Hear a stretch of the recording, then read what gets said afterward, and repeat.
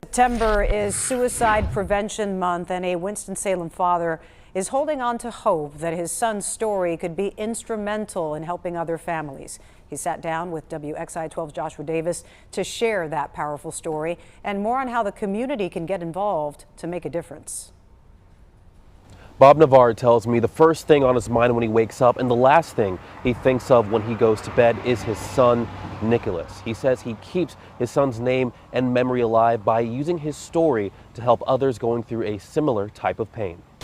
She actually created like characters because she knew like some anime. It was a February morning in 2021 in the midst of the pandemic. It's a morning Bob Navarre says he'll never forget. I get up to make sure that he was in class and online, in his bedroom. I opened up his door and he wasn't there. While looking around their home for his 15-year-old son Nicholas, Bob says he found the Atkins sophomore in their garage after he took his own life. My older son, who was in the house that day, will never forget what the screams that came out of my mouth. He was an adventurous boy, fun, always up for a good time, just sweet, funny, fun to be around, and was full of life. And then something changed.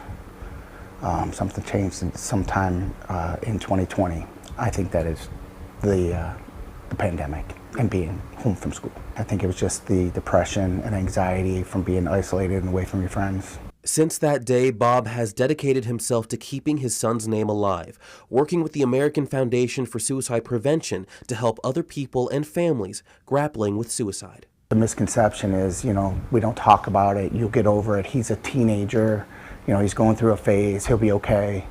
And I don't know if that's the right answer. I think the right answer is to talk openly, ask the questions, ask your child directly, are they suffering? I lost my son.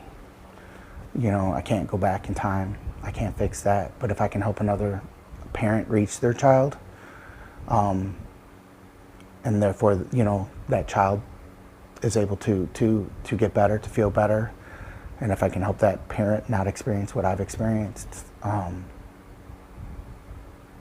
that means the world. Bob wants others to know that they're not alone, and there are resources available if you need help.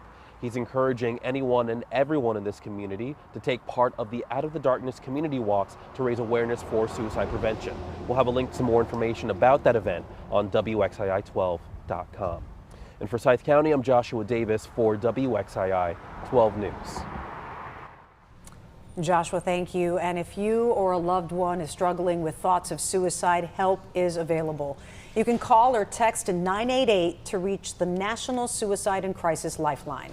There you will be connected with trained counselors who offer confidential, judgment-free support. Help is available 24 hours a day, 7 days a week.